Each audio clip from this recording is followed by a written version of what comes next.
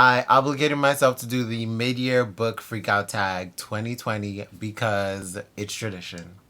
BookTube tradition. I will be doing just the mid-year book freakout tag this year because I'm not including the check-in questions and stuff like that because I'm just like, girl, the bandwidth ain't here right now. This is already too many questions on this mid-year freakout tag, okay? Like, I just needed 5.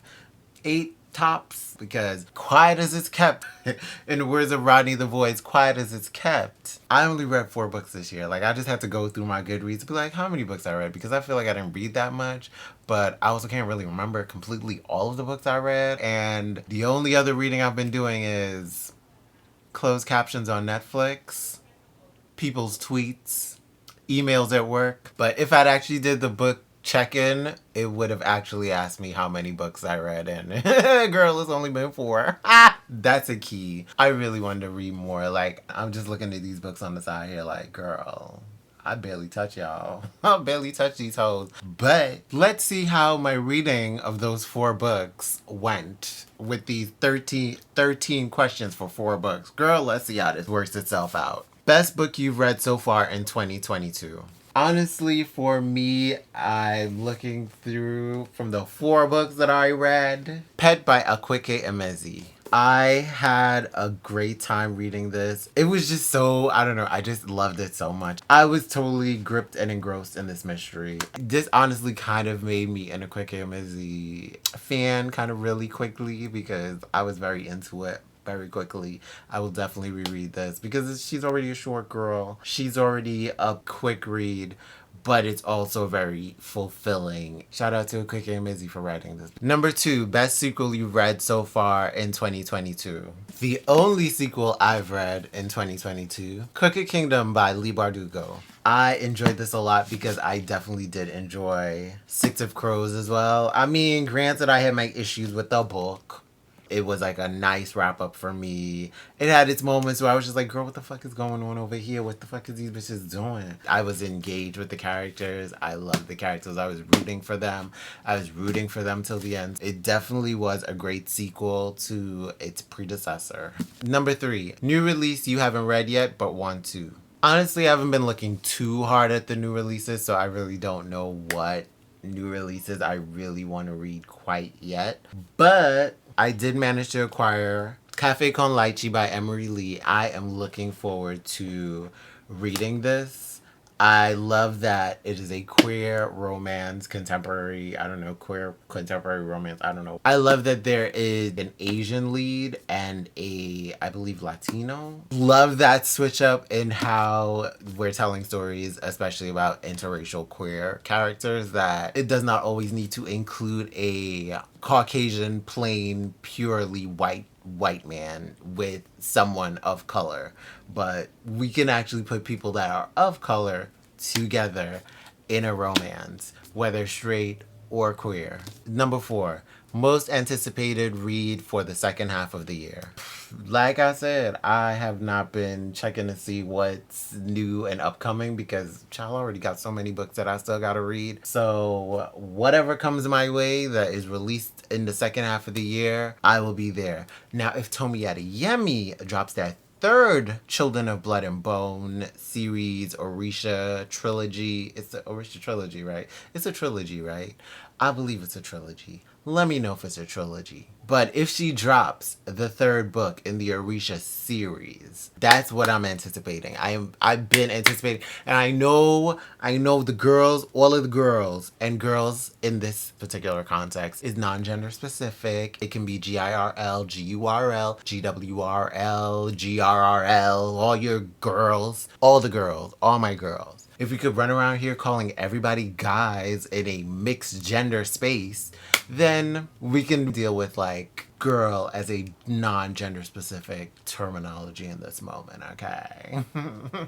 But although the people have been saying that the first 2 books in the Orisha series are like, they're not holding up, but I don't know, I still have hope that I'll enjoy it regardless, because there are a lot of people that enjoyed the first book and just a lot of people that didn't like the second, and I just want to see how I feel, but I also don't want to wait for the 3rd book to come out. I just kind of want to binge a whole thing immediately. And I don't know why I don't want to wait, because I haven't even started reading it. I'm just running off of the hype of everybody else. If Tomi Adeyemi drops it, well, I doubt she's dropping a book this year. She just said she completed it, so that's probably going to be out next year or in 2025. Girl, I don't know. Take your time, girl. Wrap up the story well. Don't fuck it up. Number 5, biggest disappointment.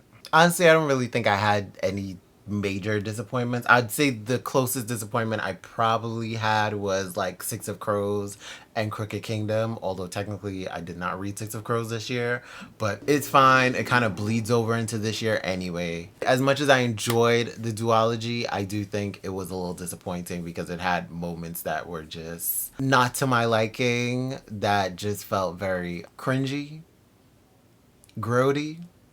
Beyond that, the book as an overall thing was great. It's just that she had her moments that were just like, girl, this is disappointing. But it's better than it could have ended up. C, the Grisha trilogy. Number 7, favorite new author. Debut or new to me? My favorite new author, honestly, is Akweke Emezi, period.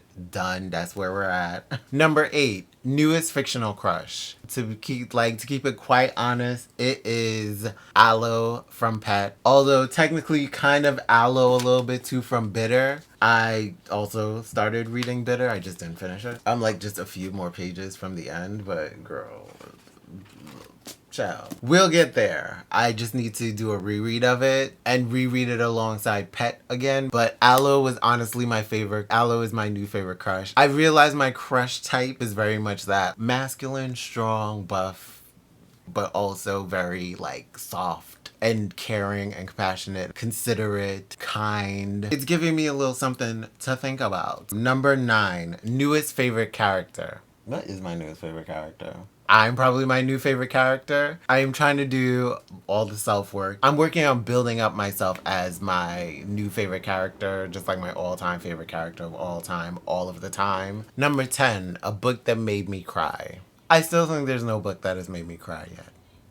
Not yet. I feel like Pet did, but I'm trying to remember what made me cry. Or it might have been a point in Freshwater, but I can't remember it. I don't feel things. I don't feel things anymore. I feel a facsimile of it, but I don't really feel it. I know what it feels to feel something, and I just feel facsimiles of feelings. I don't feel the real thing that much anymore. Number 11, a book that made me happy.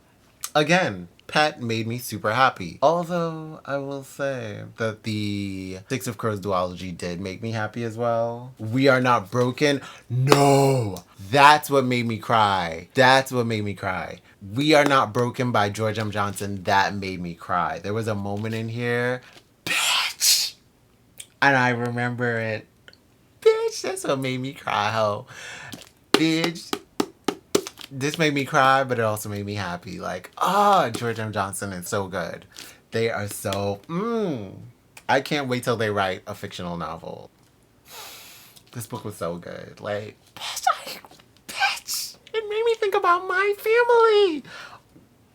Girl, this really made me start tearing up. Like, and I don't really be crying on books like that. I don't really do all that crying and stuff, but this did that, period. But besides that, Pet also made me happy. Number 12, most beautiful book you've bought so far this year. I've got quite a few. I do know Cafe con Leche is one. I do think this cover is super gorgeous. Bitter is another gorgeous cover for a book that I bought. I love this cover so much. And I recently acquired Chef's Kiss. I think this cover is like super adorbs. Very, very cute. Very gorge. And another cover that I just got was Rockstar and Soft Boy by Sinner Grace. I think this cover is soups pretty. Very adorable. Very cute. And then the back is cute too. Look at her. She's starting on you girls. She's just eating you girls the fuck up. Number 13. What books do you need to read by the end of the year? Honestly, I do not know what I want to read. I don't know what my reading plans are for the year. Like, my reading plans been through off. Part of the reason why I haven't done a lot of reading is because I've broken down, and I blame it on work and I blame it on capitalism. I am grateful for my job, but at the same time, I'm also like, could I like work less? How can I work less? And how can I get more money? I do enjoy the capitalist aspects of things and being able to buy. Like, I mean, that's why I can buy all these books that I don't read. But at the same time, I also just want the time to be able to read it. I just need to be able to figure out how to run my mind so that I can get back to like being able to do BookTube consistently, but understand why I haven't been able to do BookTube consistently before. I'm just trying to get this brain together so that I can actually read and just enjoy life, period. Be able to thrive at work so that I'm not like kind of slightly struggling with work life balance, but just like able to balance them and give my life a little bit more weight. I don't know, girl. I guess my life needs to have more weight and work needs to be a little lighter. We're working on it. I honestly don't know what my reading plans fully are going to be for the rest of the year. I do know I want to reread B-Boy Blues by James Earl Hardy because the movie is now on BET Plus and I can finally see the movie. I really need to see it so that I can compare the book to the movie. I reread the book this year. Yes, this is another thing that I reread. I actually read 5 books actually. Wow, I really wasn't keeping track of what I was reading, girl. I read this and I enjoyed it. Need to do a reread so I can like deep dive into it. The other copy of this that I read, it has a whole bunch of tabs. I want to add more tabs to it because there are things that I kind of missed because I wasn't sure whether to tab it at the time or not. But now I need to reread it so I can like really tab the fuck out of it because I had thoughts. We need to talk about this book, okay? But we gotta also talk about the movie because I want to see what the movie's giving so we could talk about that too. The girls wasn't loving the movie too much, but let's see how I feel about it. I definitely need to do a reread of Pet and Bitter and actually finally finish Bitter and see how it ends. I am currently in the midst of reading An Ember in the Ashes by Sabaa Tahir, so I need to finish reading this. And most likely I will move on to A Torch Against the Night and read the rest of the series. I am not sure what the name of this series is yet. You can tell me that in the comments. Hopefully I will read Hurricane Child this year. I started reading it. I was enjoying it. It was very visual. It is very tropical and I can relate to that tropicalness because that's where I grew up. I also started reading Binti by Nadia Korfor. I need to get back to this and see how this story plays out. So I'm looking forward to reading Mariko Tamaki's first prose novel, Cold by Mariko Tamaki. After getting the young adult mystery vibes, otherworldly-esque vibes of Pet, I feel like Cold is gonna give me a little bit of like young adult but also mystery that I'm just gonna be very into. I also started reading Get Good with Money by Tiffany Aliche and I started reading about budgeting because I need to get my budgeting life together. And I was in the midst of doing the artist way and doing the process and I think I got up to week 6 or 7 and then I had a mental breakdown.